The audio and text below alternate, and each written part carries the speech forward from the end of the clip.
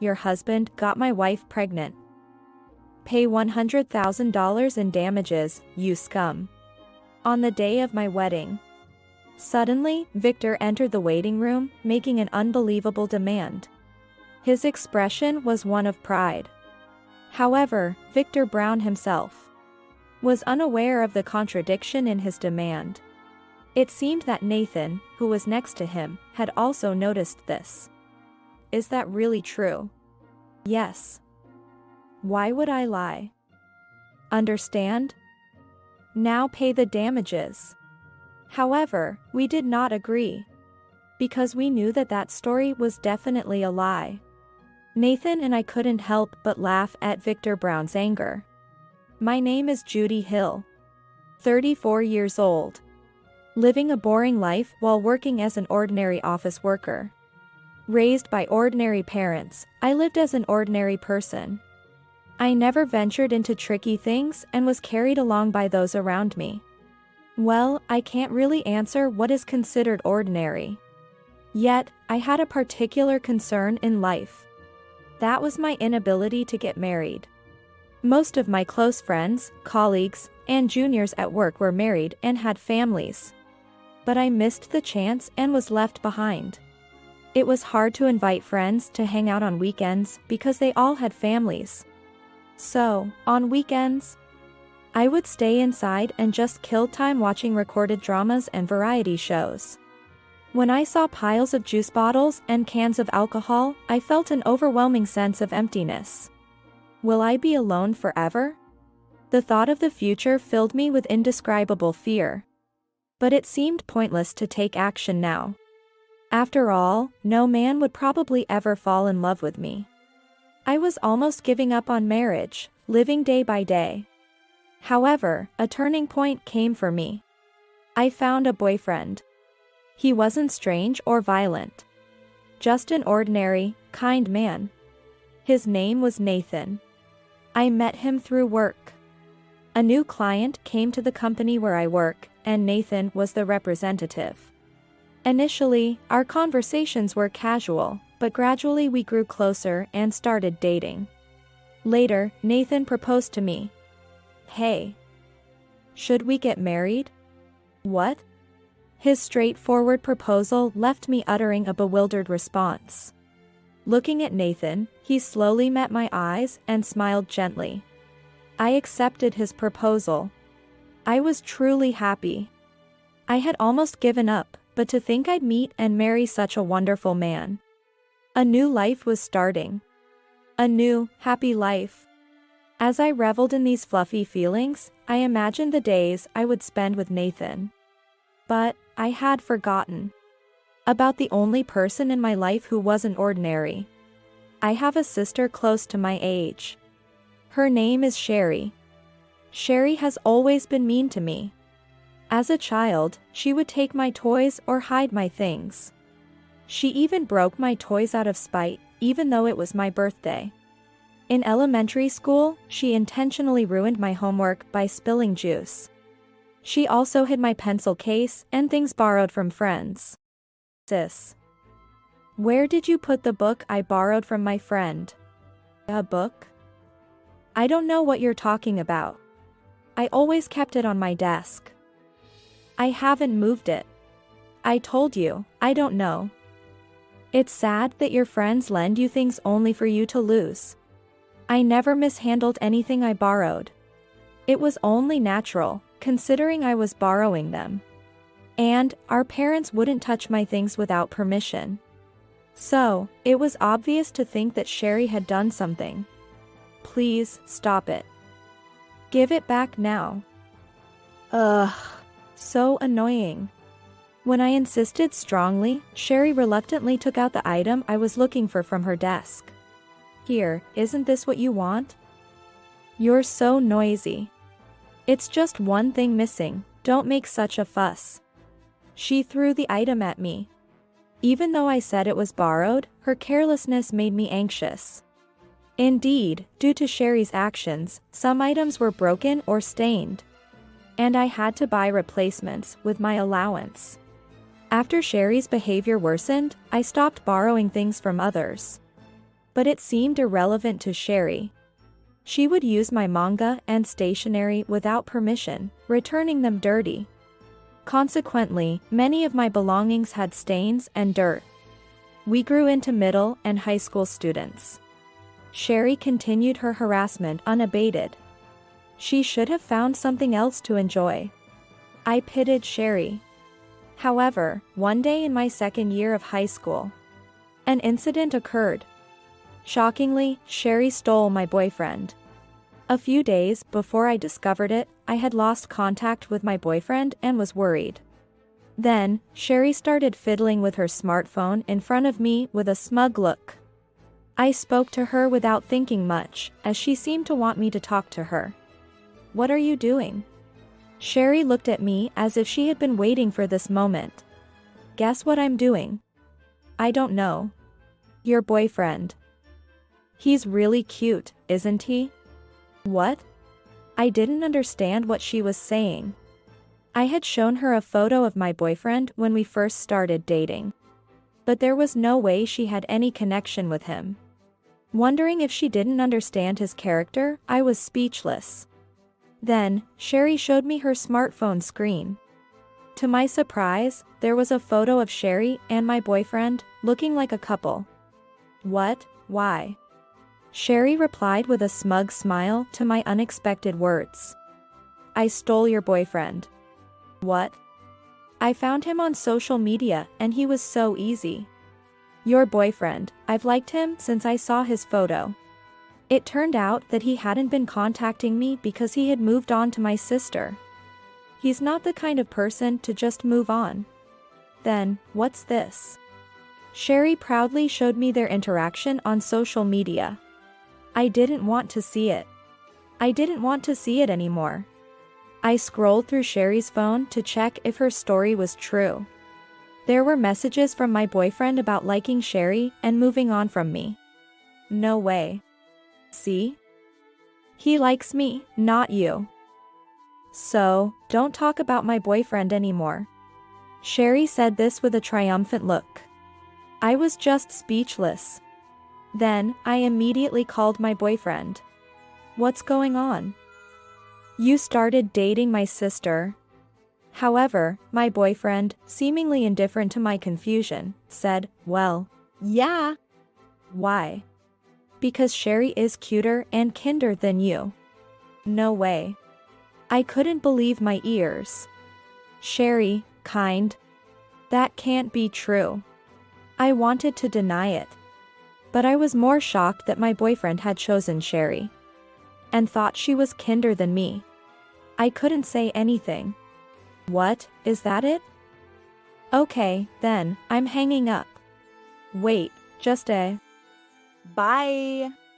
And just like that, our relationship ended. I had finally gotten a boyfriend. But because of Sherry, this happened. I never thought Sherry, who had always been nasty to me, would steal my boyfriend. She must really hate me. But why? I couldn't figure out the reason, no matter how much I thought about it. I had consulted my parents about Sherry several times. They had scolded her every time. But I couldn't bring myself to tell them that she had stolen my boyfriend. She must know I can't talk to anyone about this. Sherry proudly introduced my ex-boyfriend to our parents as her new boyfriend. She talked about their dates and plans to stay over. And always in front of me. My parents, of course, didn't realize he was my ex-boyfriend and listened happily. "Judy, don't you want a boyfriend too?" "Yes." Knowing my mother meant no harm, I couldn't say anything. I just quietly responded to her words. Sherry, who had been showing off her good relationship with her boyfriend, ended up breaking up with him in less than 2 months. The reason wasn't clear, but I saw her getting angry in her room, so they must have fought. The boyfriend who easily switches girlfriends. Perhaps Sherry was also cheated on. Ever since breaking up with him, Sherry's temper only got worse. And, of course, she took it out on me. "Why were you dating such a guy? He's the worst. You stole my boyfriend and now you're saying this. You're the worst." if you hadn't dated him, I wouldn't even think of dating him. It's all your fault. Sherry wouldn't listen. In the end, she was a hopeless person who couldn't be satisfied unless things went her way and lashed out at others. I knew this, so I should have just let it go, but for some reason, I talked back regarding the boyfriend issue. In hindsight, I realized he was the worst boyfriend. But at that time, I really loved my boyfriend. So I guess I kept talking back because I still had feelings for him. Because I talked back, Sherry got angry and retorted as well. After the incident with my boyfriend, Sherry and I barely spoke, and our relationship deteriorated. Later, when Sherry started living alone as a university student, we became just like any other siblings, not particularly close. But not in a bad relationship either. However, due to a certain event, Sherry started harassing me again. The trigger was her marriage. The man she married was Victor Brown. They met at a mixer and got married. Congratulations, sis. I was invited to the wedding and offered my congratulations. I thought she would be pleased, but... Judy. Sorry, I got married before you. You should find a good man and get married soon, too. Well, it's probably impossible though. Sherry made such demeaning remarks at the wedding, a special occasion.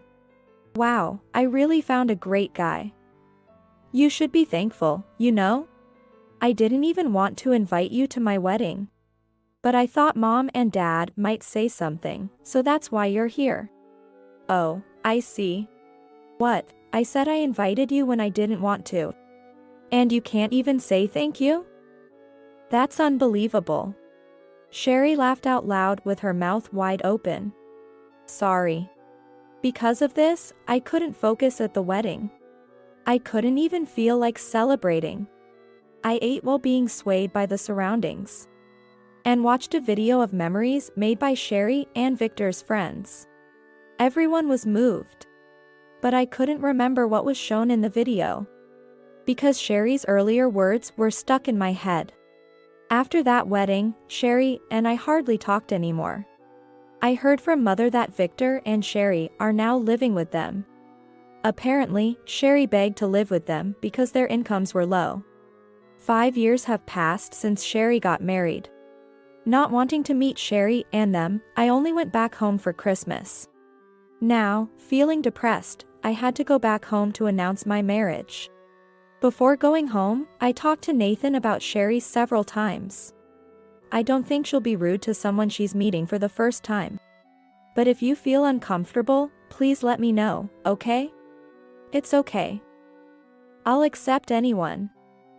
But, Judy, you seem so worried. I'm a bit scared. Nathan always had a kind smile. I tried to choose a time when Sherry wouldn't be there for our visit.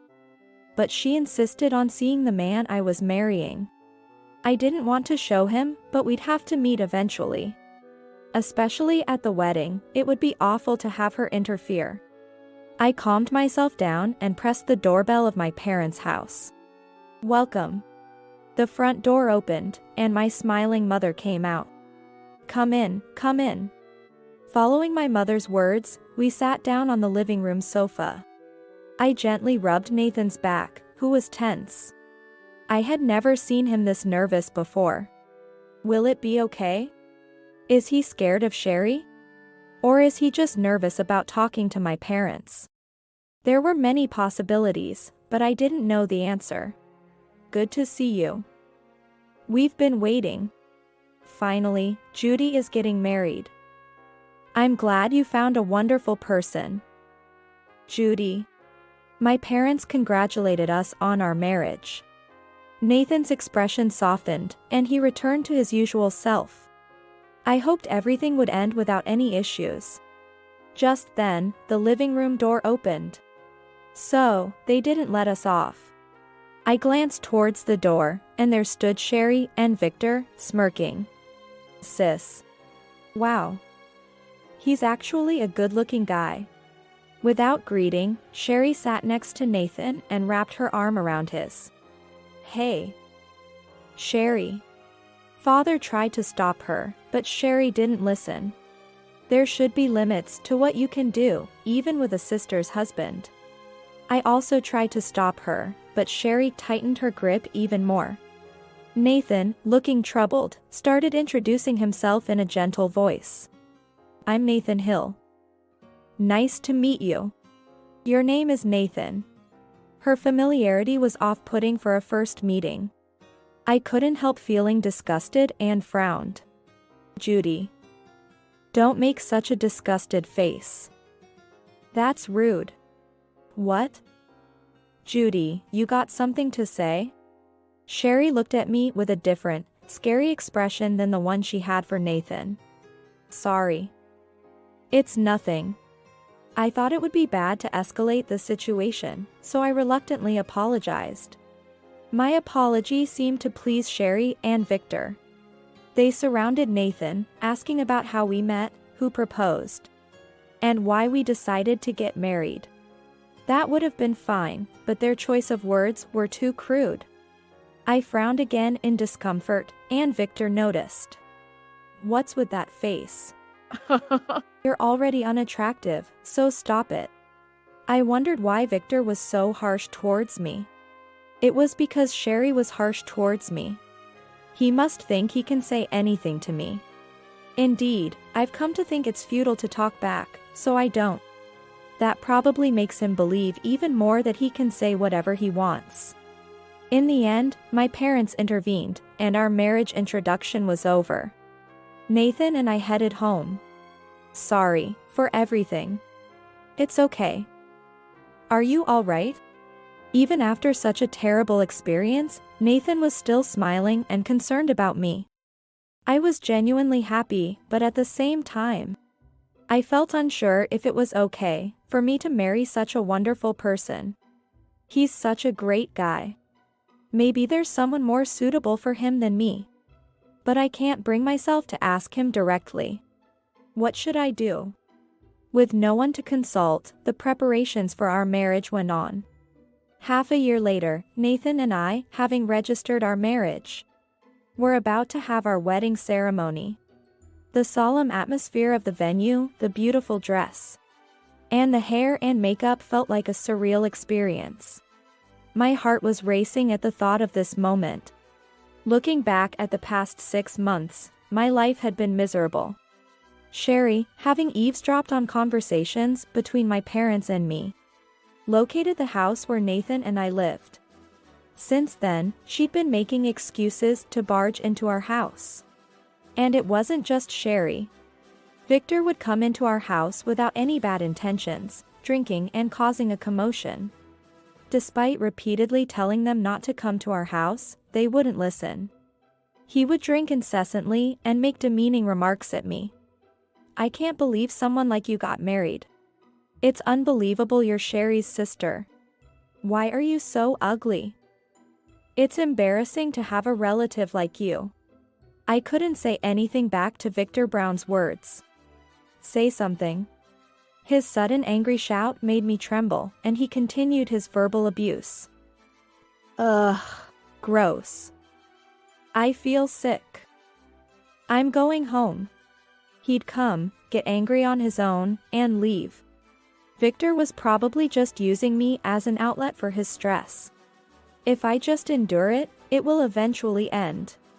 That thought had somehow become ingrained in my mind. Even if we have the wedding ceremony, those two's behavior won't change.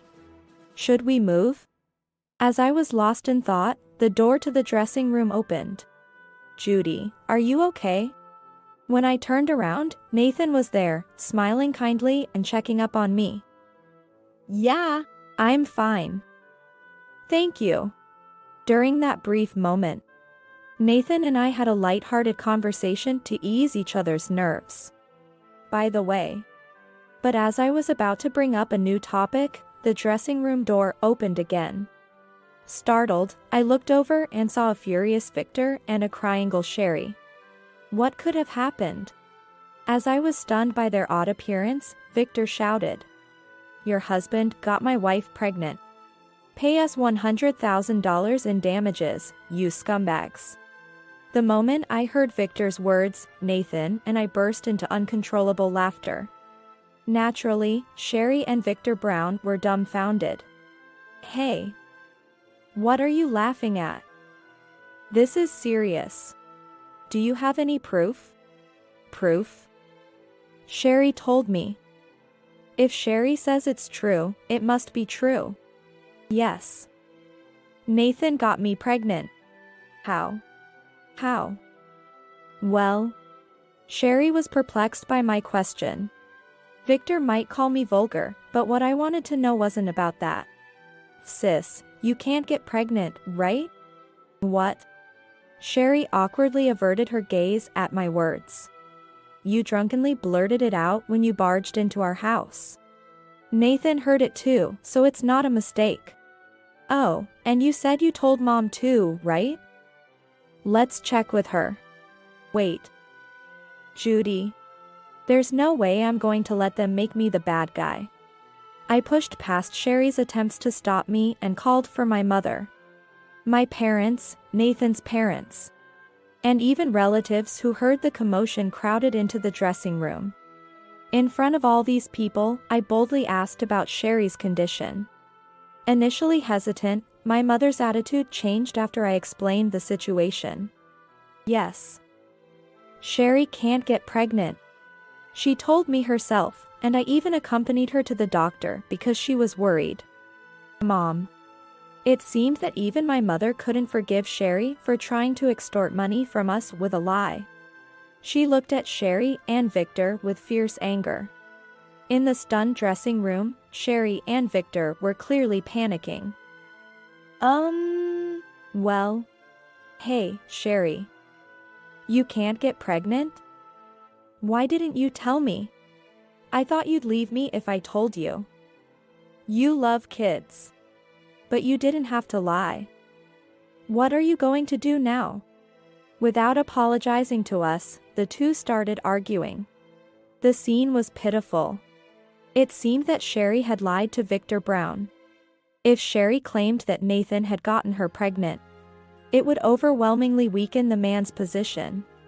Even if Nathan isn't at fault and has no obligation to pay compensation, his social reputation might still suffer. Not being pregnant doesn't prove the absence of such a relationship. However, that's only true for someone who can normally get pregnant. Sherry, having drunkenly disclosed her condition before, seemed to have forgotten and was confidently claiming to be a victim. It was clear that Sherry was at fault. "Why did you tell such a lie, Sherry?" "That's because." "Answer me." Trembling at my father's words, Sherry began to speak. "It's because we're out of money. I talked with Victor about pretending I was pregnant by Nathan to get some money. Then, Victor agreed to it. And what if you were asked for proof? Even if you want to claim compensation, you need proper evidence, right?" After a brief silence, Sherry muttered, "I hadn't thought of that. It was a mess. Thinking only of the short term. She hasn't changed, not then and not now." That's the thought that crossed my mind. At that moment, one of the relatives in the room, my mother-in-law, suddenly spoke up. "Victor? Aren't you cheating?" The dressing room erupted into noise again. "What? Me, cheating? Why would you think that? I saw you at the supermarket where I work with a woman who wasn't Sherry. And with a child, too." I thought her face looked familiar. "What?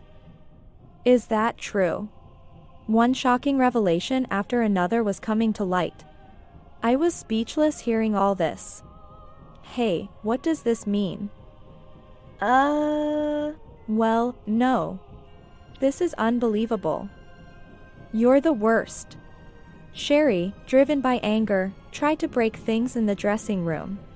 My father quickly intervened, and ultimately Sherry and Victor were escorted outside. After that, the wedding proceeded as normal, but of course, those two were not present.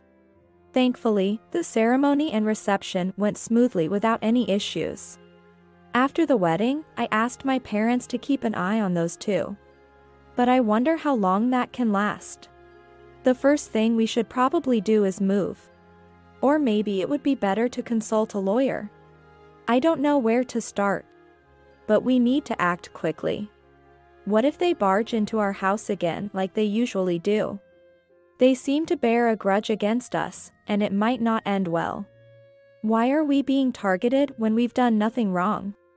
No matter how much I think about it, I can't find an answer. There was no contact from Sherry or Victor. I wondered if they had somehow resolved everything without my knowledge.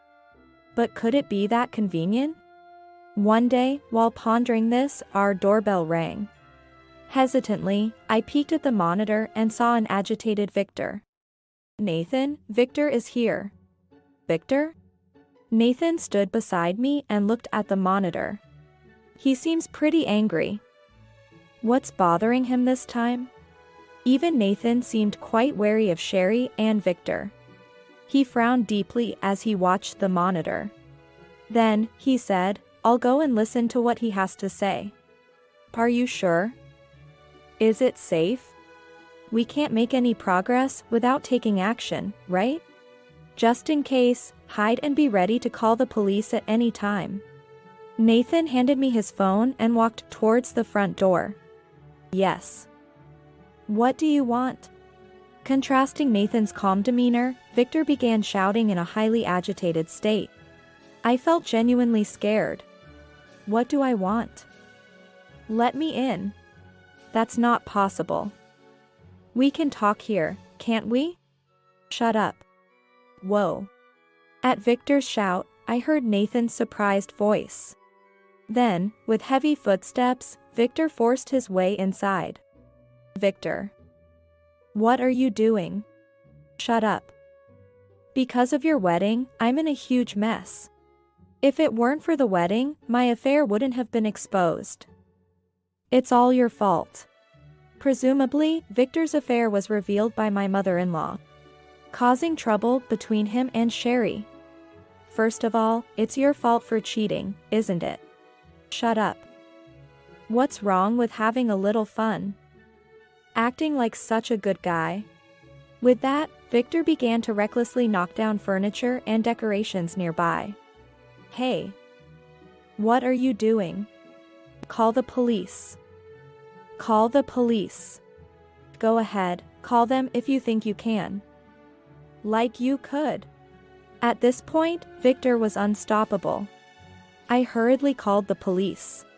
In just a few minutes, officers arrived at our house. The floor was littered with broken glass, water from vases, and it was a mess. The officers frowned at the dreadful sight. "You really called them, huh? Don't mess with me. I won't forgive you for this. Remember." Victor, throwing out a pitiful parting shot, was then taken away by the police. Afterward, the officers asked us what happened and then left. The state of the house was terrible. Nathan and I sighed and began to clean up. It turned out to be the last time we would ever speak with Victor. A few hours later, my phone rang. It was my mother. Wondering if it was about Victor, I quickly answered the call. "I'm sorry about Victor causing trouble. Did you hear anything from the police?" Apparently, she was asked to pick up Victor from the station. When they arrived, Victor was sulking. My mother said she had listened to his side of the story and then took him home. "Sorry for the trouble." "It's okay. I'm sorry too. We were supposed to be watching him, but he slipped away. Once you move, I'll tell him to leave our house. If they kicked him out before we moved, he would likely start hanging around our house." Appreciating her concern, I thanked my mother. We discussed each other's situations and the current state of Sherry and Victor before ending the call. It seems Victor has calmed down. Perhaps the police had a stern talk with him. Sherry, distressed by Victor's actions, was quietly staying in her room. It was the consequence of her selfish behavior. It seemed their relationship as a couple had completely fallen apart. What path would they take from here? It seemed unlikely they would reconcile, and divorce seemed the only option. My mother said she would contact me if anything happened, so I decided to wait for her call. A few days later, my mother called. The news was about Sherry and Victor. As I had suspected, they got divorced. Victor left the house quietly, but Sherry, claiming it was her parents' home, refused to leave. However, this behavior angered my father. He was furious about her trying to extort money from us and her continuous lies. Having always been gentle, my father's rage made Sherry crumble, and she decided to leave. By this time, our move was fortunately complete, so I was relieved. I hadn't told anyone our new address, and it was unlikely they would come to our new home. Finally, everything was over. We didn't have to live in fear anymore. That's what I thought, but the day after my mother's call, Sherry called me. Reluctantly, I answered the phone, and Sherry started talking in her usual tone. "Hey, Judy. You doing okay? I got kicked out of the house. I have no money. Can I stay at your place? You moved, right? Where are you now? What? Stay over? What are you talking about? What, you're mad at me too? I haven't done anything wrong. Are you still holding a grudge about the past? If so, I'll apologize. Let's live together again. Can you stop making fun of me?" I was angry at Sherry's carefree attitude. Holding a grudge? Apologize so she can stay over? It was too much. She hadn't even apologized for the wedding incident. Does she even realize she's done anything wrong? The more I tried to understand Sherry, the more I was filled with aversion. Do you know how much you've hurt me? Holding a grudge? Of course, I am. And about the wedding. You forgot about your condition that you blabbered while you were drunk. And then demanded money from Nathan for getting you pregnant? Stop joking around. You only use us when it's convenient for you. It's embarrassing to even say you're my sister. Before I knew it, I had let out all my thoughts about Sherry. I was truly embarrassed she was my sister. Do you understand how I feel? If you do, then never bother us again. Right after that, I heard a click and the call was disconnected. It was truly over now. Not receiving an apology didn't matter anymore. Just don't bother us again. I was satisfied just having said what I felt. 6 months after the incident, Nathan and I were having a normal life. It still makes me mad remembering what happened. But I'm happy we've cut ties with Sherry and Victor. The only regret is not getting compensation for the furniture Victor destroyed. But getting involved with them again isn't worth it. Maybe the decluttering was for the best. Despite the trouble, I'm incredibly happy to be with Nathan. I'm just grateful for our normal life now. Hello, it's me. Have you received the divorce paper yet? This call came 10 days after my husband suddenly disappeared. I won't be coming back anymore. I want you to submit the divorce papers I sent. I'm planning to remarry soon, so please do it quickly. I recently received a sealed envelope containing the completed divorce papers. Where are you now? What are you planning to do about Rachel? Even if we are getting divorced, we need to meet and talk. Dad and Mr. Jackson are worried about you. At that moment, my husband burst into laughter.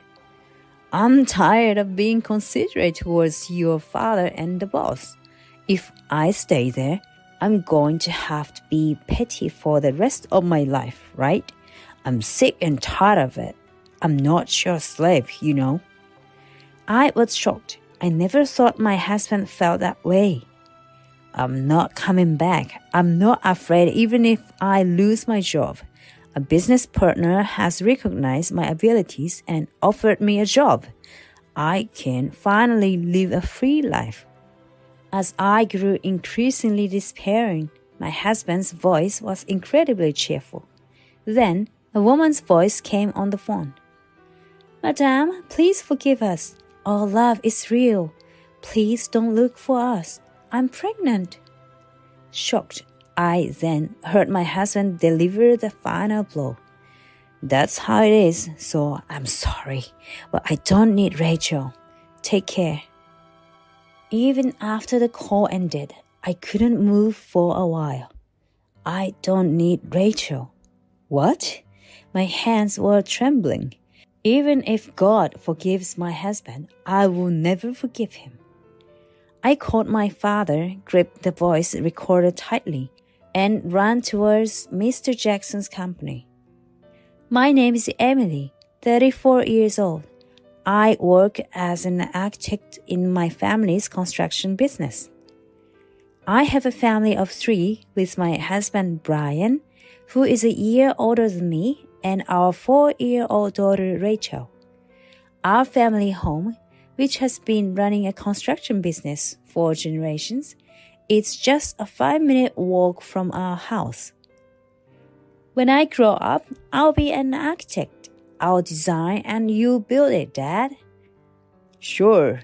If Emily designs it, I'll build the best house. Working with my daughter would make me the happiest man. My dream has always been to be an architect since elementary school. As I grew up, the desire to work at my family's business faded, and I went to an architecture school far from my hometown. After graduation, I joined a housing manufacturer, gained practical experience, and obtained my first-class architect license. About 3 years into my career, I recognized a familiar face among the salespeople who visited the company. Excuse me, aren't you Mr. Brian? I used to work at the restaurant in N Hotel. Huh? Oh, Emily? Did you really become an architect? Brian, my husband, worked at the same part-time job for 2 years during college, though we attended different universities. Being a rare female aspiring architect, I was quite remembered, and it seems he remembered me too. We immediately hit it off with old stories and exchanged contact information, deciding to go out for a meal later. His company, a general trading company dealing with construction materials, had become our sales representative 6 months ago. Although we never really talked while working part-time, I found out that he was more fun than I expected. After several dinners together, he asked me out, and 2 years later, he proposed. We went to see my family to introduce Brian. My parents and brother welcomed him joyfully, and Brian seemed relieved. We had no plans for a wedding ceremony, but my father pleaded, even a small one, but please have it in our hometown. Reluctantly, we agreed. My father shed tears of joy, and that night turned into a celebration with nearby relatives. Sorry, my dad was a bit pushy about it. No, it's fine. Your dad's great.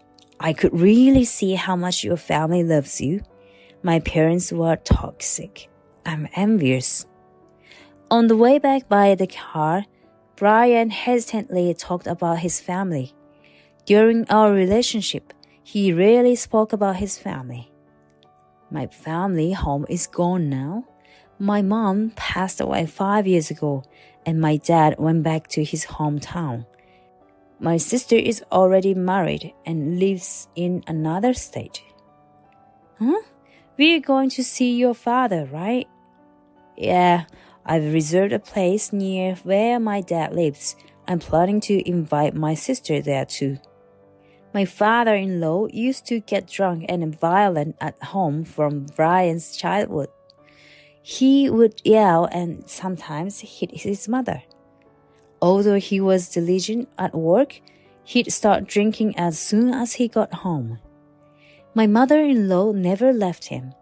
and she eventually passed away due to her chronic illness. Mom always cares about what Dad thinks. We were always secondary. I don't have any memories of being loved by my parents. That's terrible. That's why I'll never be like my father. I will definitely make you happy. His words of determination warmed my heart. When we finally met my father-in-law, he was surprisingly small and quiet. However, he seemed restless and eager to leave early. Congratulations on your marriage. Sorry, but I don't have any money and I don't want to be bothered, so don't bother inviting me to any wedding. My father-in-law's indifferent words made it seem like he had no interest in his son's marriage. My sister-in-law looked down apologetically. I understand.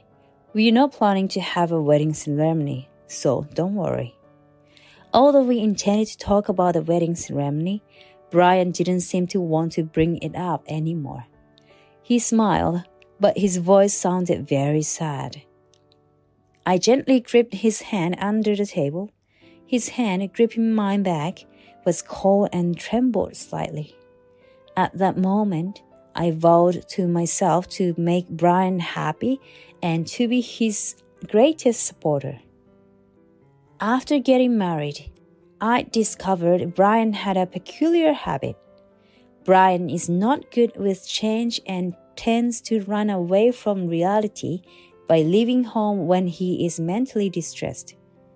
There have been two significant incidents that stood out to me. The first incident happened about half a year after we got married. At that time, Brian had been transferred to a different department and was struggling with the unfamiliar work. One day, he came home later than usual, unusually cheerful and drunk. Emily, sorry, I quit my job. What? Are you drunk? Surprised, I asked him, and he just laughed it off, waving his hands dismissively. Yeah, I quit. I can't do that kind of work anymore. I can't. Saying this cheerfully, he then collapsed onto the sofa and immediately fell asleep, snoring. I was anxious, unable to tell if he was joking or serious. However, the next day, hangover, he confirmed that he had indeed quit his job. 2 days later, without any warning, he just left the house. I tried contacting him numerous times, but there was no response. When I finally decided to consult my sister-in-law, she casually said, "It happens often. Just leave him alone." Eventually, he returned home as if nothing had happened.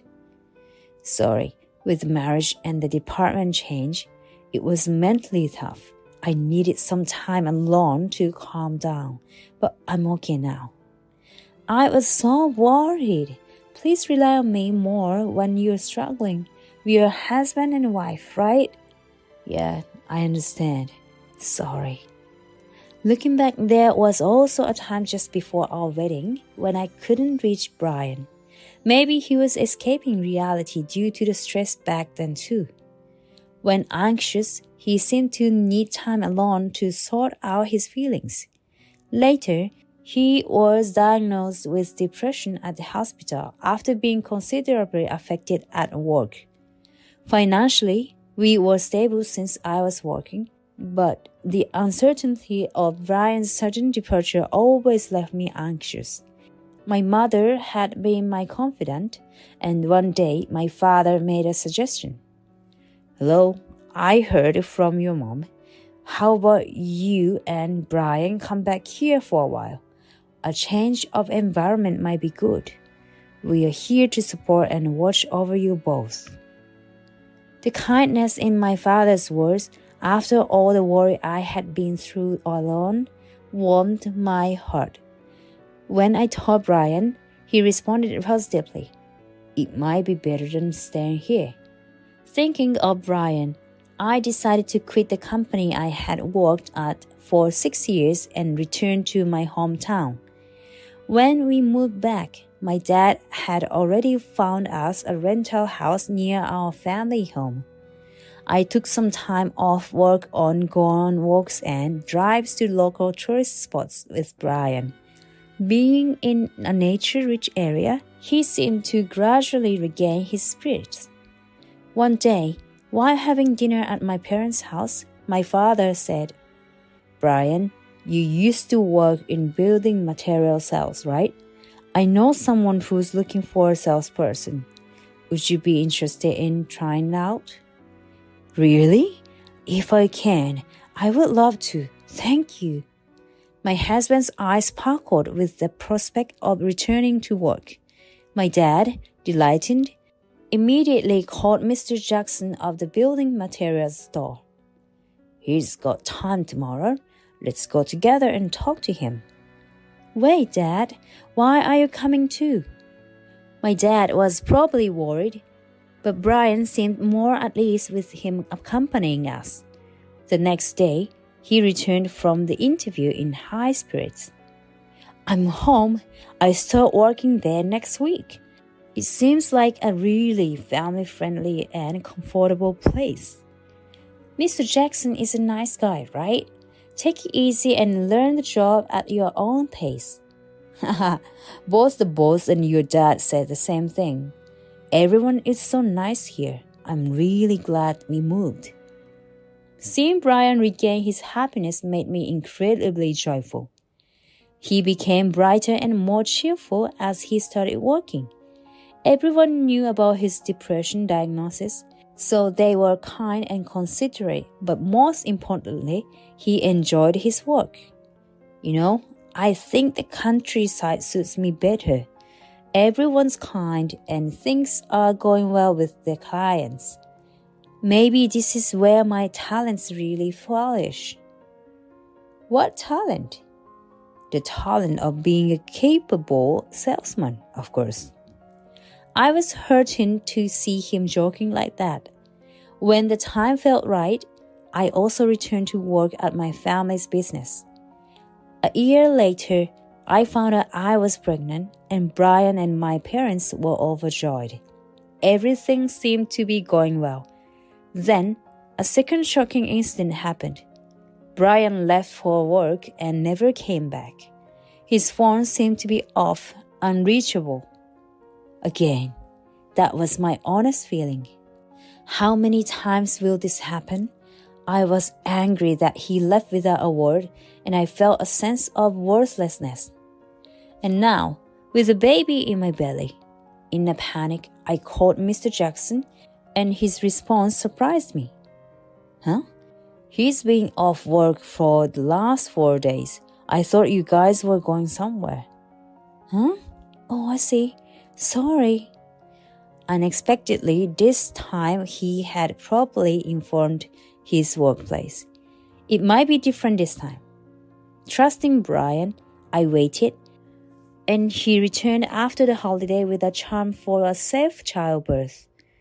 Sorry, I was happy about the pregnancy, but when I thought about our family growing, I suddenly got scared. But I'm okay now. I've made up my mind. Seriously? You should at least call or message me. What would you have done if I had a miscarriage from worrying too much? I cried in relief, and Brian apologized repeatedly. My pregnancy must have felt like a huge responsibility to him. He shared his fears about becoming a parent, not knowing what parental love feels like. Though I may not fully understand his anxieties, I strongly felt that we should overcome them together. After our daughter Rachel was born, Brian seemed completely settled and stopped leaving home unexpectedly. He made friends through work and started going out more after work and on weekends. I'm going fishing with Eric from work tomorrow. I'll be leaving in the middle of the night, so can't you just prepare some sandwiches for me? Huh? Weren't we supposed to go to the zoo with Rachel tomorrow? What are you going to do about that promise? Oh, I forgot about that. Sorry, but I can't cancel now. Can you go with your mom and dad instead? As Rachel grew older, Brian increasingly prioritized hanging out with his friends. You are Rachel's father. Sorry. I have a lot of friends, I have a lot of commitments. Everyone likes me. Maybe living in the countryside really suits me. His overconfidence was evident in such mistaken beliefs. However, I felt he was deliberately avoiding spending time with Rachel, using his busy schedule as an excuse. Brian's behavior became noticeably strange about 3 months ago. He started going out more frequently after work and on weekends. He often broke promises with Rachel, leading to frequent arguments between us. You are really annoying. Rachel is too young to remember promises. Just accept that my socializing is part of my job. Children aren't stupid. You'll regret this someday. Yeah. The kind and gentle husband I knew before was gone. Recently, he even started making excuses to avoid family gatherings at my parents' house. I couldn't imagine why this was happening. This continued until one Sunday morning. When I woke up, Brian was already gone. On the living room table, there was a note. Please don't look for me. Thank you for everything. Panicked, I tried calling him repeatedly, but he never answered. I felt oddly despairing. This time, it wasn't just another incident. For the first time, he left without saying a word to me. This was not something to be happy about. I felt like I saw Brian's determination in that note, and all I could do was cry out loud. On Monday, I went with my father to visit Mr. Jackson's company. It seemed Brian hadn't shown up for work. I haven't heard anything about him taking leave or quitting.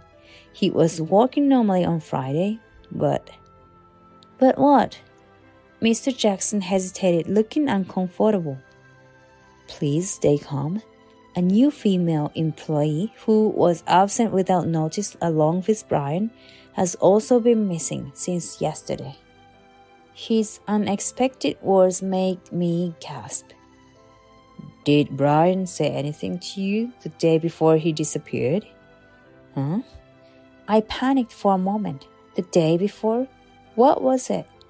Did he say anything important? He seemed cheerful while having his evening drink and was talking about something. He was saying something about how cute the new girl at work was compared to me. My father sighed deeply. You're usually so level-headed, but you become completely clueless about your own matters. If Brian calls again, it will be good to record it. Hearing this, Mr. Jackson slapped his knee. Oh, I have the perfect thing for that. A high-quality voice recorder we use for important meetings. I was somewhat pushed into taking the voice recorder. I didn't think Brian would call, but if he did, indeed, I might get flustered and not remember what was said. There might be some hint hidden in his words. Indeed, after calming down at home, I remembered what Brian had said the day before he disappeared.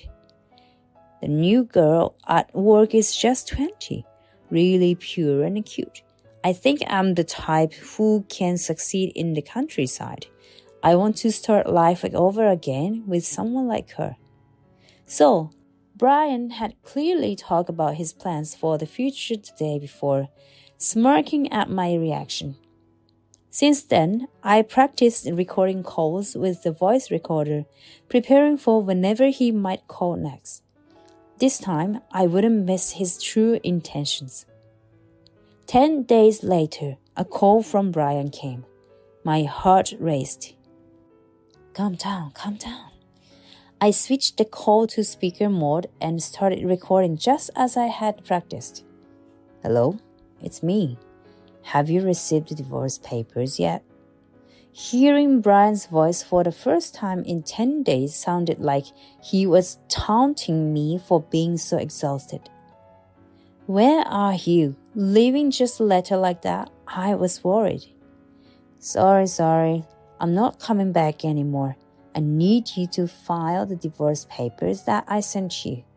I'm planning to remarry soon, so please do it quickly. Recently, an envelope containing the completed divorce papers arrived. It seemed this man had no guilt towards the life we had shared or towards our daughter. To me, it felt like my daughter and I were just discarded toys to him. I bit my lip and spoke more firmly. Where are you? What are you planning to do about Rachel? Even if we are getting divorced, we need to meet and talk. Dad and Mr. Jackson are worried about you. The moment I said that, Brian burst into laughter. I'm tired of being considerate towards your father and the boss. If I stay there, I'm going to have to be petty for the rest of my life, right? I'm sick and tired of it. I'm not your slave, you know. I was shocked. I never knew Brian had such thoughts. I have tried to be considerate about living in a place where he doesn't know anyone, but have I made him feel trapped? I'm not coming back. I'm not afraid of getting fired. A client has recognized my abilities and offered me a job. I can finally live a free life. As I became increasingly desperate, Brian's voice was incredibly cheerful. Then a woman's voice came on the phone. Madame, please forgive us. Our love is real. Please don't look for us. I'm pregnant. What? Shocked by this revelation, Brian then delivered the final blow. That's how it is. So I'm sorry, but I don't need Rachel.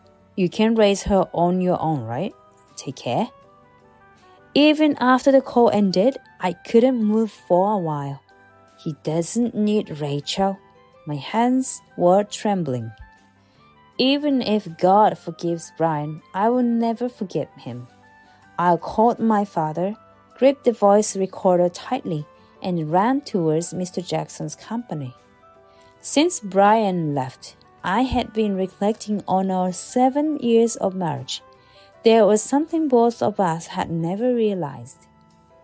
I'm the complete opposite of my dad. Brian always said that, and I believed it too, but perhaps they were similar in their mental weakness. What Brian is doing now is no different from what his father did when he drank and became violent.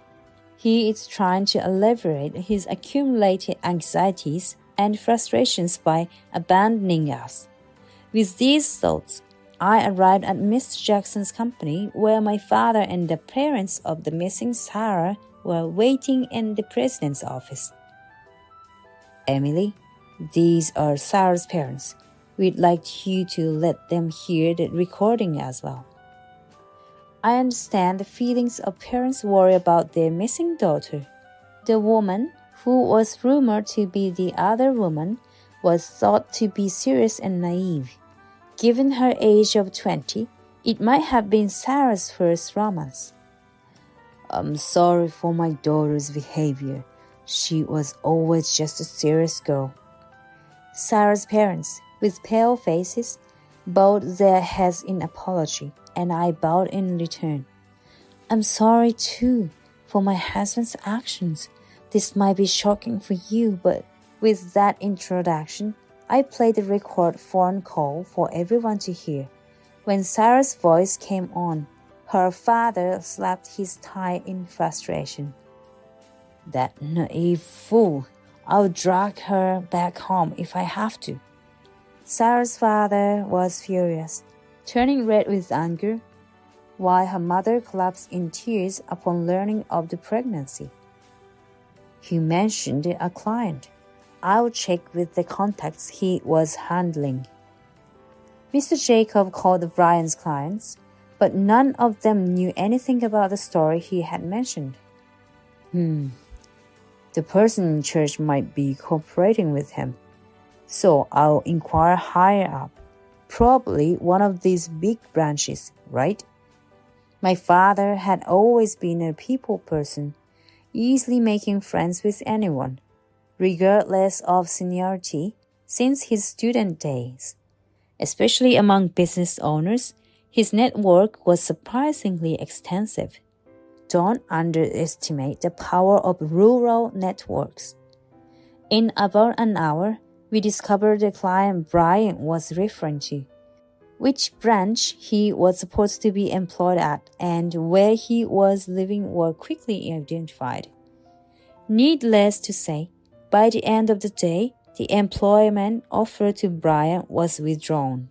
That night, a panicked call came from him. "What did you do? I just got a call saying the employment offer is off." "Huh? I didn't do anything. But maybe finding a job around there might be difficult now." "Why?" "The place where the two eloped was over 2 hours away by car, yet still in the same state." "You said it yourself, didn't you? The countryside has close-knit and warm connections. But what happens when you turn those connections into enemies? You understand, right? Anyway, come back once with Sarah. Then we'll talk." The next day, as promised, Brian returned to Mr. Jackson's office with Sarah. He looked down with an odd expression on his face, a far cry from the phone call the other day. "Brian, I'm really disappointed in you. You've been offered and you're fired, just like you wanted. I know you said you weren't afraid, but don't think you can work in the same type of business around here." It was almost frightening to watch the normally mild-mannered Mr. Jackson speak so nonchalantly with the face of a business manager beside me. Brian's lips trembled and he seemed unable to say anything. "It wasn't just your ability to get things going well over here. My dad and the others put in the groundwork to protect you. Don't get wrong." As I said this, I was so frustrated that it had come to this that tears began to well up in my eyes. Then, a little later, Sarah's parents came running in. "Dad." "You idiot." Sarah rushes back to hide behind Brian's back. He also spreads his hands out protectively and begins to plead with Sarah's parents. "She is pregnant. Please don't be rough with her." I am also inadvertently hurt by the way he acts like a man. "I don't know if I can give my daughter to a man who would so easily abandon his own child. Sarah, do you understand? He is the kind of man who would abandon a young child. You will be abandoned sooner or later. I will never allow you to marry such a man." "No, Dad. We love each other. Brian left his family for me. I'll marry him for sure." Mr. Jackson's and my father stopped Sarah's father from trying to hit Sarah. The father's face was flushed so red that his veins stood out, and his anger was tremendous. "You fell in love with a devilish man who abandoned his family without a second thought, eloped with him, and now you're pregnant? You've got to be kidding me." The way the father speaks to her as if he is shouting is heartbreaking as the same parent. Beside him, Sarah's mother is shedding tears. I have so many things I want to say to Brian. "Brian, you always said you hate your father, right? That he hurt your mom and never showed you love as a child. Aren't you just like him now?" Brian frowned, not seeming to understand what I was saying, and retorted, "What? I'm nothing like my dad. I don't drink and get violent. don't compare me to that low life. I care about Sarah, and I love our baby. But you said you don't need Rachel. You hurt your wife and don't give love to your child, Rachel, right? Brian froze with a huff. Then he instantly understood what I was trying to say and started shaking as if hurt. It's me who's hurt hearing him talk about loving his affair partner and their unborn baby. Me, like my father? Yes, you and your father are essentially the same. Weak and cowardly scumbags. Brian looked down and seemed to be stunned and thinking about something for a while. Then he started mumbling to himself. I thought I could live as myself here. I felt accepted, praised, and welcomed. I thought I was a capable person when the client offered me a job. Sarah admired me too. Was it all a mistake? His gaze remained on the floor, and he seemed to be organizing his thoughts by putting them into words. A client asked me if I wanted to come to his branch. I thought, I'm a person who can do it. I have been thinking I'm a very capable person. Sarah also complimented me on how great I was, so I got excited. Was it a misunderstanding? At this point, Brian closed his mouth and wiped the sweat from his forehead. He looked as if he had just woken up from a dream. Everyone, Emily's precious family, they accepted me too. He then sat down, clutching his head in realization. Too late to realize now, I screamed internally. Sarah, sorry, maybe I was wrong. Let's call off the elopement. I can't do this. Sarah, shocked by his sudden change of heart, exclaimed, What are you saying now? You said we were meant to be, that you love me. I'm ready to leave everything for you. Let's live somewhere far away, just two of us. But, as Brian hesitated, I answered for him. This man has a weak mental state, can't handle change, and has a habit of escaping reality.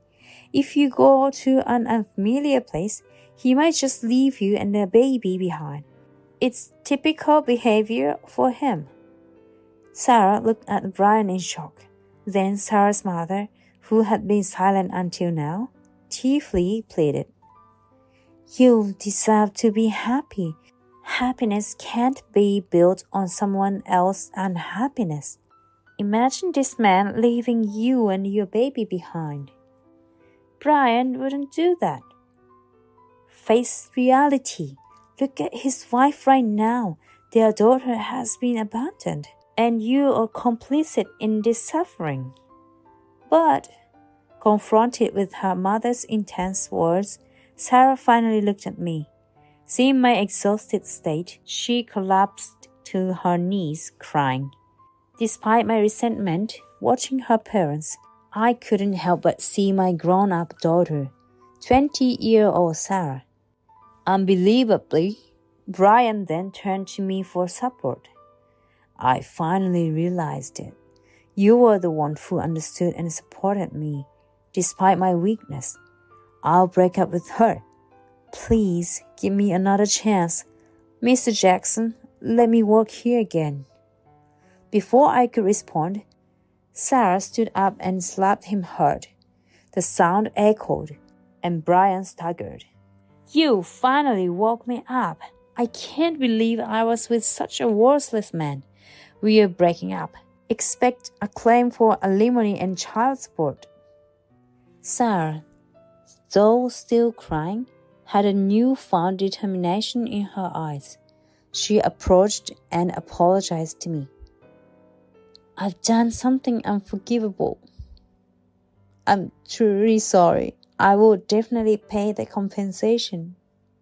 With that, Sarah left the room, supported by her parents, without looking back at Brian.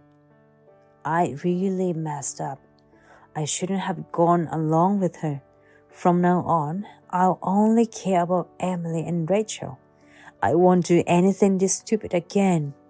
I felt an urge to trample on my desperately pleading Brian's lowered head. You are the worst. You didn't care about how that girl felt, did you? I'm divorcing you. I'll be asking for alimony and child support, so make sure you pay it. Emily, please, Rachel still needs a father, right? Huh? Didn't you always say it would have been better if your father wasn't there? I feel the same. Rachel is better off without a father like you. I yelled out loud, probably saying the last thing Brian wanted to hear. My father then patted his shoulder. The discussion is over. Go back to your hometown. You won't get a decent job around here. I won't forgive someone who hurt my daughter and granddaughter. But that's... Seeing my father's genuinely angry face, Brian realized it was too late for him. If you really want to prove you're different from your father, pay child support properly. I'm really sorry, Emily. I was a fool. Sorry, Rachel. I am sorry. Finally, I felt like I heard sincere regret and apology from Brian. Mr. Jackson and my father helped him stand up and escorted him to the car. He looked at me with sad eyes, silently, as they drove him to the station. The divorce was finalized without much delay. Brian lived in a rented apartment for a while, but eventually moved to the area where his sister lives and seems to be working diligently now. With the alimony for Sarah, he'll likely be busy working for some time. We are flying distance from my hometown, so we might never meet again. Every month, I receive a letter from Brian with an apology, a report of the child support payment, and a card for Rachel. He has promised to pay child support until the end. I hope he faces his weakness without running away. Sarah later came to apologize with her parents, bringing the alimony. Unfortunately, it seems that Sarah later suffered a miscarriage due to stress. I now understand how painful it is for a mother when her child suffers, she said while crying and apologizing. I decided to forgive her. Sarah is still young. I hope she learns to judge people better and finds happiness in the future. I've returned to my family home and, with my mother's help, I'm balancing work and raising Rachel. We are planning to build a small house nearby, as my brother will eventually live in our family home. My goal is to complete it before Rachel enters middle school. Oh, you're building the house. I'll use my network to make it the best house I can. My father is terrifying to make enemies with, which just shows how deep his love is. I plan to live happily with Rachel, treasuring the relationships with the people around us, without betraying that love.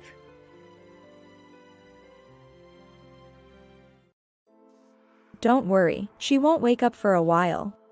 We have 2 bedrooms in the suite, so there's no way she'll find out. Really? Then we have to enjoy ourselves to the fullest. After enjoying the dinner at the hotel on the eve of my wedding, I woke up engulfed in intense sleepiness, only to find my husband, James, in the midst of an affair with a woman named Alyssa. Clutching my aching head, I desperately tried to gather evidence. I was infuriated to discover that James had been cheating on me while pretending to work overtime. I couldn't forgive him. He thought he could get away with it and quietly let the wedding and honeymoon pass. I decided to create and execute a plan that would put James and his mistress in the most embarrassing situation possible.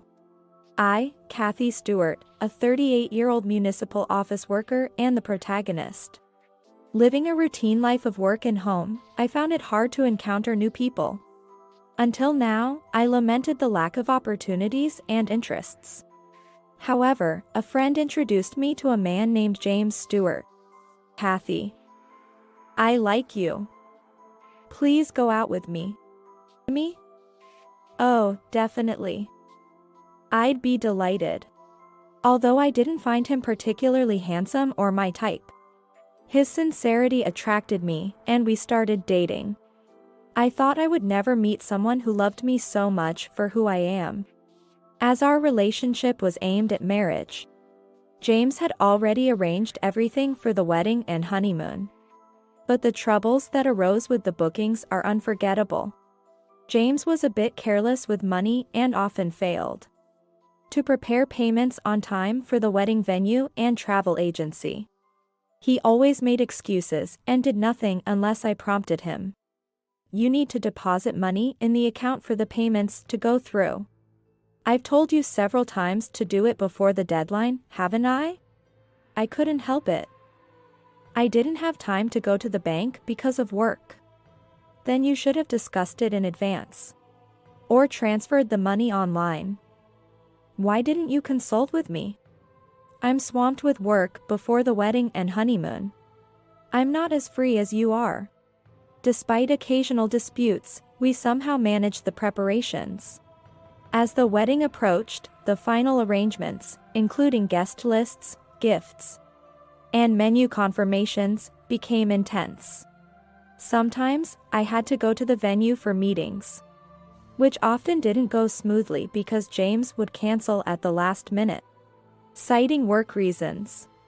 I ended up making decisions alone, which felt a bit lonely. You've been working late a lot recently, especially on days we had plans. And you come home late. I have a lot to wrap up at work since we'll be away for the wedding and honeymoon. It can't be helped. If you tell me in advance about the unavoidable work and overtime, we could reschedule our meetings. Is that too difficult? It's not always possible to know in advance, and some things just can't be helped. Lately, he's been returning home late at night without contact, citing overtime, but his salary hasn't increased much. Suspicious, I looked at his pay slip and noticed something odd. His overtime hours were in single digits. Looking at this pay slip, you only had 7 hours of overtime last month? Yeah. So? But last month, you canceled our wedding meeting 4 times due to overtime. And you came home after I slept almost every day. Isn't 7 hours of overtime strange? Are you doubting me? It's not about doubt. But it's strange to have such little overtime despite working late every day. That's impossible. You never worked as a company employee. So you don't understand. Maybe, but single-digit overtime hours still seem odd. So what, you want to complain to my boss on my behalf? Ridiculous thoughts, it's irritating. He angrily left the room, slamming the door. I'm sick of this. I don't even want to see your face anymore. I wanted to discuss our honeymoon plans and sightseeing. As I stared at the door James left through, I heard a notification sound. My phone is always on silent mode, so it must be James's work phone. On the table, James's work phone, without a cover, displayed a visible screen. Did James leave his work phone here? Wait, what's this message? I froze as I saw the message notification displayed on the unadorned, simplistic lock screen of a work phone that didn't even have a protective cover. It was a message that didn't seem work-related at all. The message, registered under the name Alyssa, read, "I want to go on a trip." The casual, informal tone of the message gave me a bad feeling. It was a work phone, so it could be a colleague or someone related to work. But the content suggested otherwise. The nature of the message was suspicious, but I couldn't access the contents due to the lock. I decided to forget about the message for now and focus on the wedding and honeymoon preparations. Despite the chaos, I remember feeling relieved when all the wedding preparations were finally complete. The wedding is finally the day after tomorrow. I'm also excited about staying at the hotel the night before. Yeah. Let's make it a great ceremony, just like us. Our wedding ceremony was to be held at a hotel, and as a special planned benefit, we were allowed to stay in an exclusive suite the night before. Both James and I took the day off to prepare, so we headed to the hotel in the afternoon. We took a leisurely bath and then went to the top-floor restaurant for dinner. It's wonderful that we get to stay in a suite as a special benefit for having our wedding at the hotel. Yeah. Sorry for leaving most of the preparation to you, Kathy. It's okay. You seemed busy with work. And the planner did a great job, so it all worked out, right? It had been a while since James and I had the chance to have a leisurely conversation. I realized we hadn't had much time together due to our busy schedules. Kathy, I remember you being quite demanding, but that planner was amazing. She managed to incorporate your requests while preparing everything so well. Demanding? Well, I do appreciate her help. It would have been tough without her. We arrived at the restaurant and took our seats. As we enjoyed the exquisite dishes, I noticed James's glass was empty. What would you like to drink next? Not sure. Oh, Kathy, is that a stain on your sleeve? Maybe sauce? James pointed at the sleeve of my dress. What? Oh no. Maybe it's from the dressing earlier. I hope it doesn't stain. If it's oil, it might stay. Better go clean it off quickly, especially since you're taking that dress on the honeymoon. All right, I'll be right back. Fortunately, I had brought a stain remover just in case. I hurried to the restroom to check my sleeve. Huh? There's no stain. Maybe James mistook a shadow for a stain? I hurried back to the table, expecting the main dish to be served soon. Welcome back. I ordered drinks for us. Yours too. Thank you. Wait, is this a cocktail? Yes. I found a cocktail that I thought you'd like. What do you think?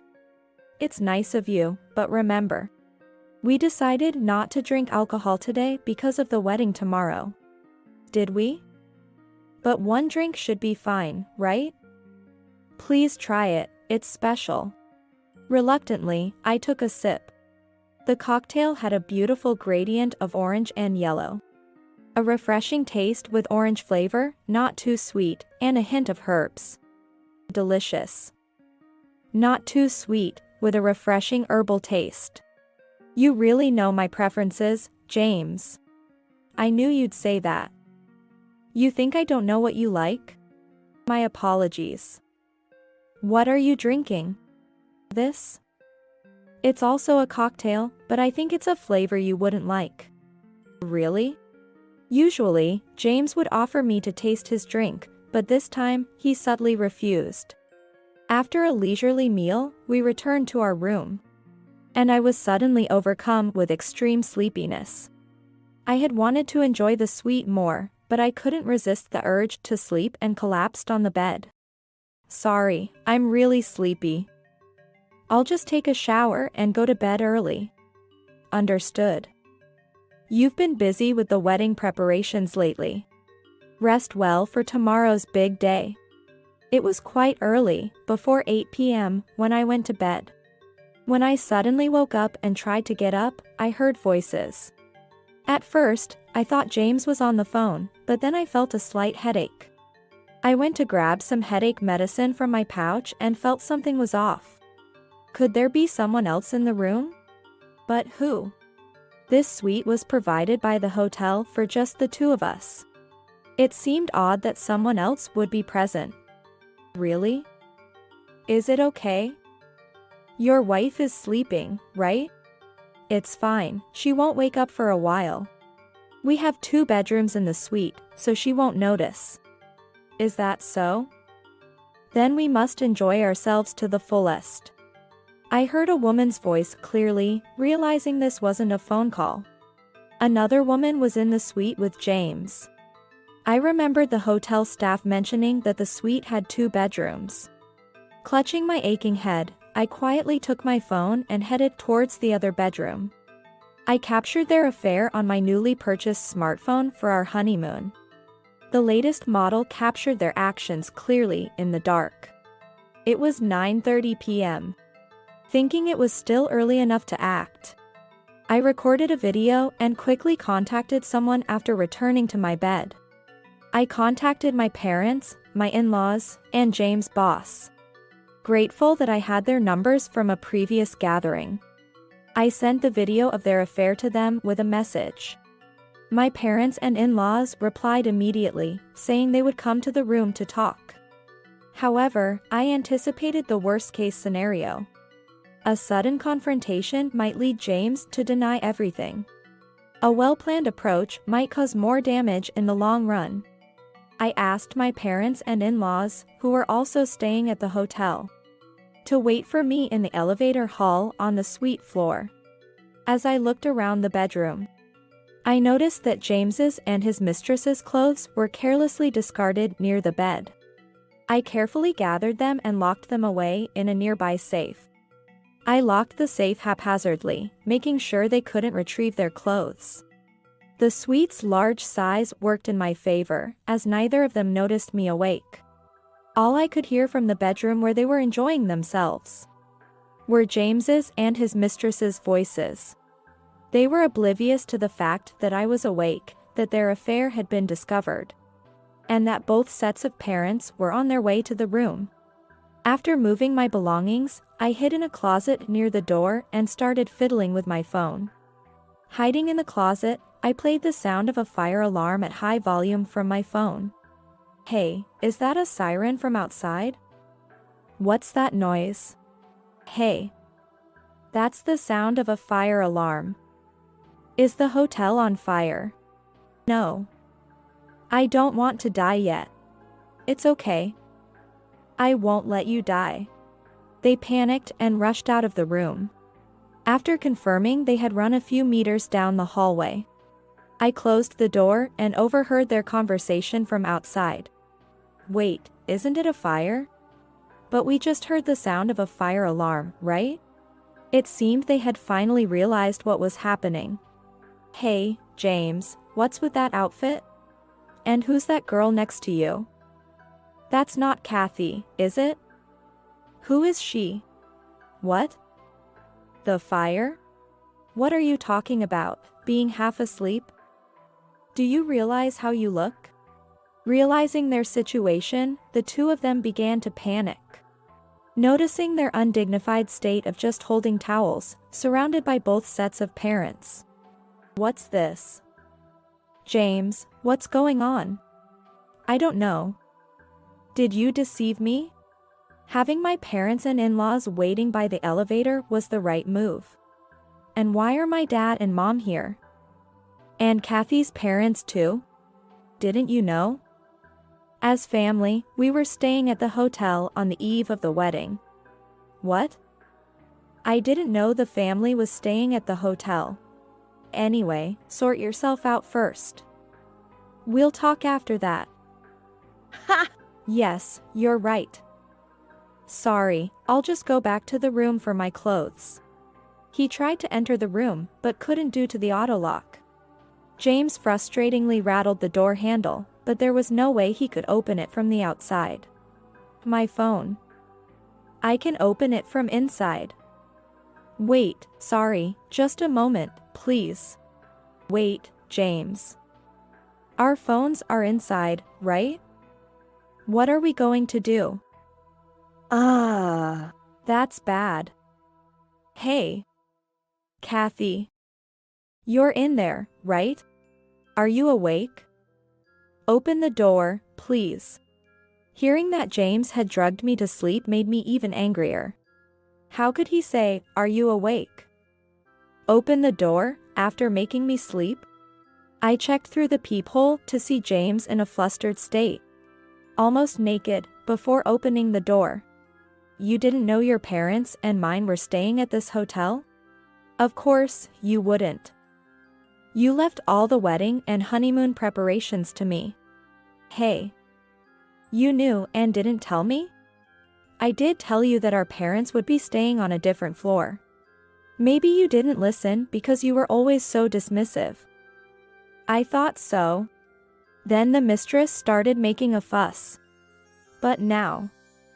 Let us in the room. Do you realize the situation? Excuse me, but who might you be? You were having fun in the bedroom with James, right?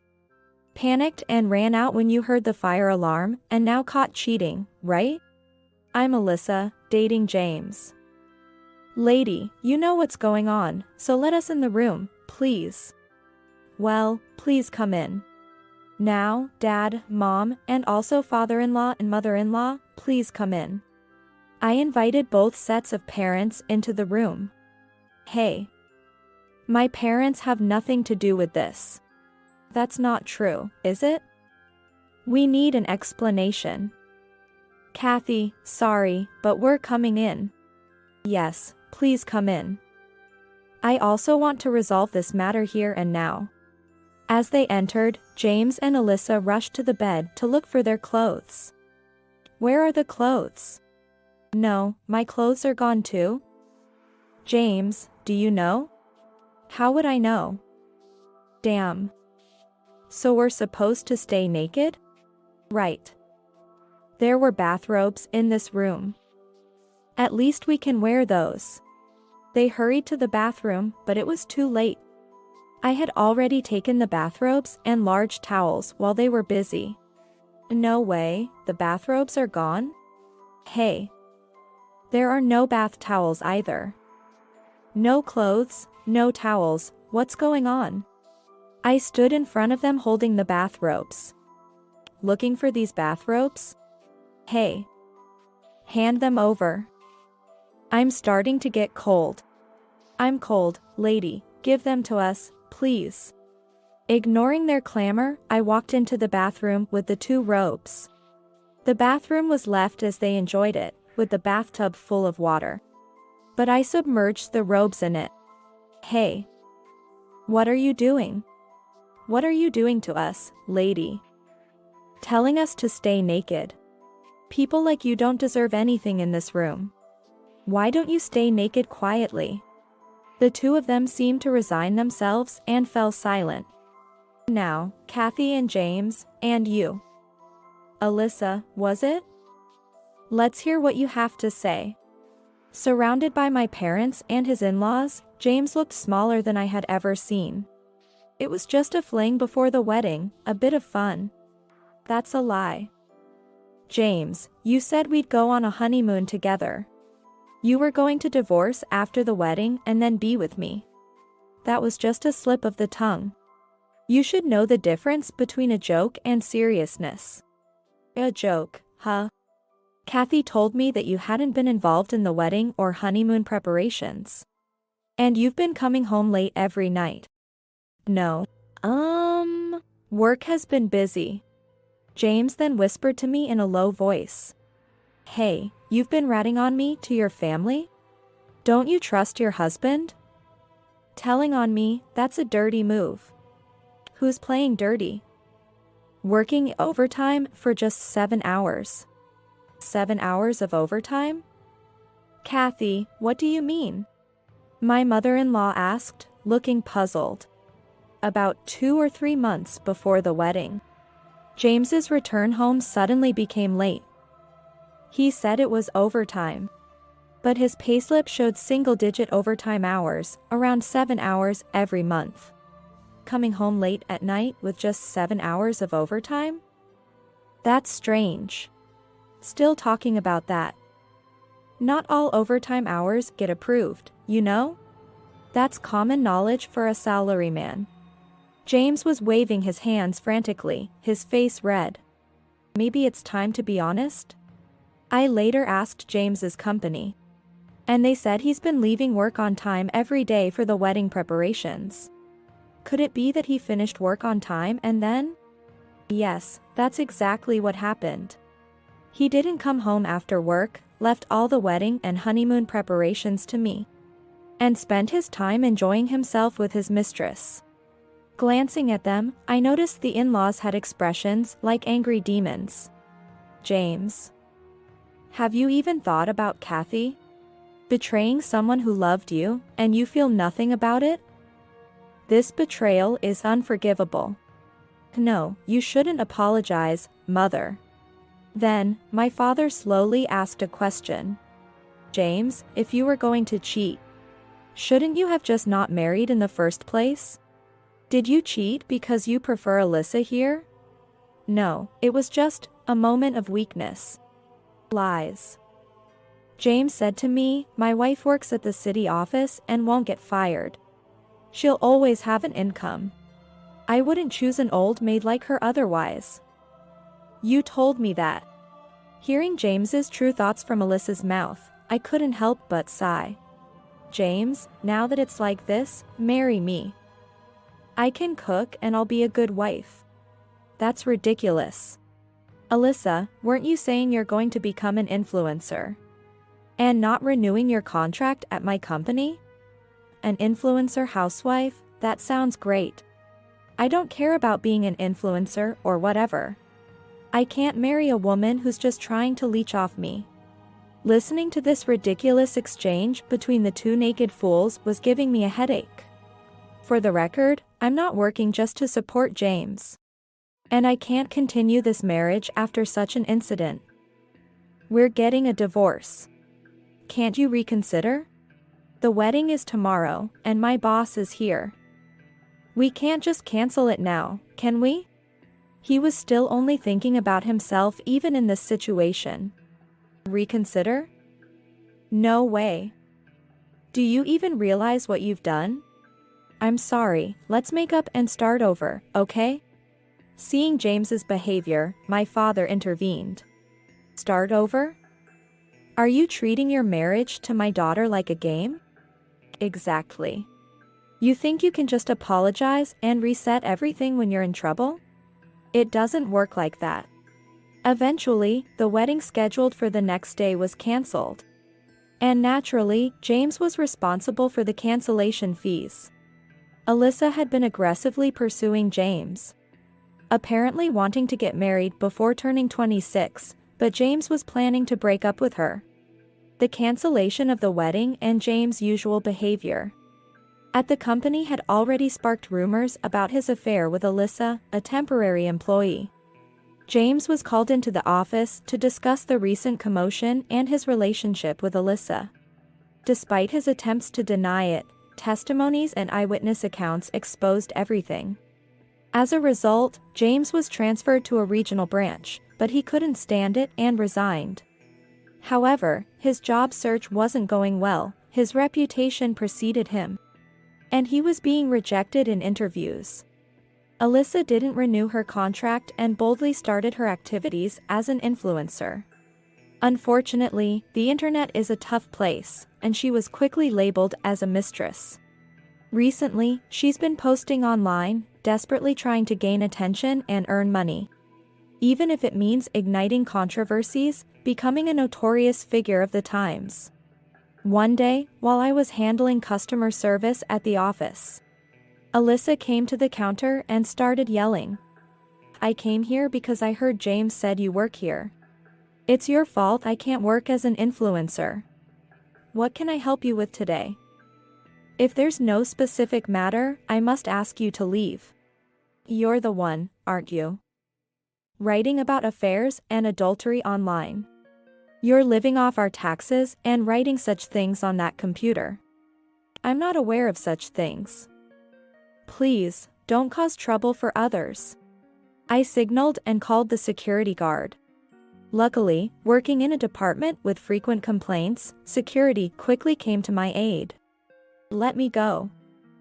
I have business with this lady. This is a municipal office. If you continue to disturb others, we may have to call the police. I dealt with the situation calmly and as usual.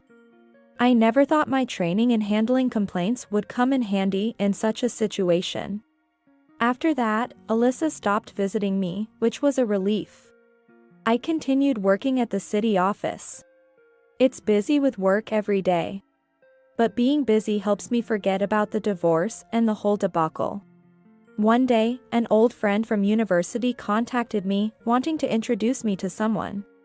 Apparently, we both like the same cartoon artist, so we might get along well. It's rare to find someone who knows that cartoon, so I was surprised. This friend knows my tastes and interests. So if they recommend meeting someone, I definitely want to try. After what happened with James, I wondered what would become of my life. But now, with work and new encounters, every day is fulfilling.